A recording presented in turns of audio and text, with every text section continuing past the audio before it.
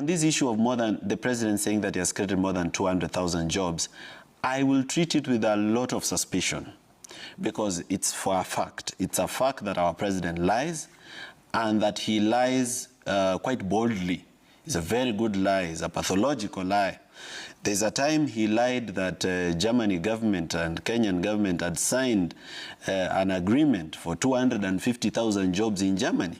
And the government of Germany had to come out and say that it was not true, because there are Germans in Germany who don't have jobs, and that there are other European nations within the European Union where people are looking for jobs. So when they hear that there are 250,000 jobs being given to Kenyans, they run crazy.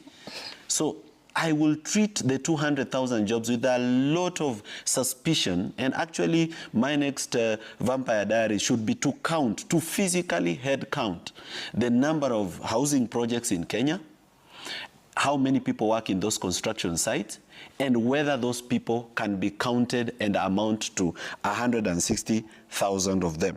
Okay. There is a third issue that we've forgotten, which I want to put into perspective, and that is the issue of importation of labor. Now, most of the big contracts, as Kasmel has pointed out this morning, first let me congratulate him for behaving very well this morning.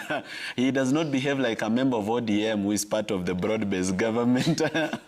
I'll ask him whether he's a member of ODM. I injected him and it is working.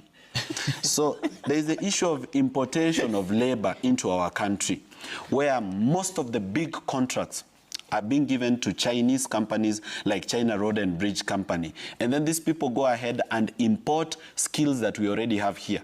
So you'll find them bringing civil engineers, you'll find them bringing site managers, and these people, through corruption in the Ministry of, in the State Department of Immigration, they get work permits to work in Kenya. So then you wonder, why are we training engineers at University of Nairobi, which has a graduation today? Kenyatta University has a graduation today. Why have we trained engineers there? Why have we trained architects there if this labor is being imported from other countries?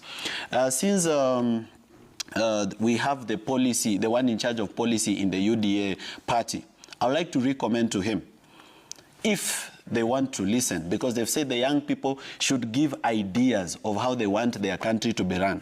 So now I want to give him an idea, that we need a policy and a law that restricts importation of labor into Kenya if that skill is available locally. And if an engineer or an architect comes to our country to come and work here on any project, and that skill that that engineer has, let's say it's nuclear energy, is so rare that we do not have it in Kenya, the policy should restrict this person that within 2 years or 3 years, a Kenyan should have been trained in that field and in that position to hold that position. Okay. And you've seen it happen even to Honorable Senior Counsel Martha Karua. Ugandans come to Kenya, they practice law very easily. Tanzanians come to Kenya, they practice law very easily.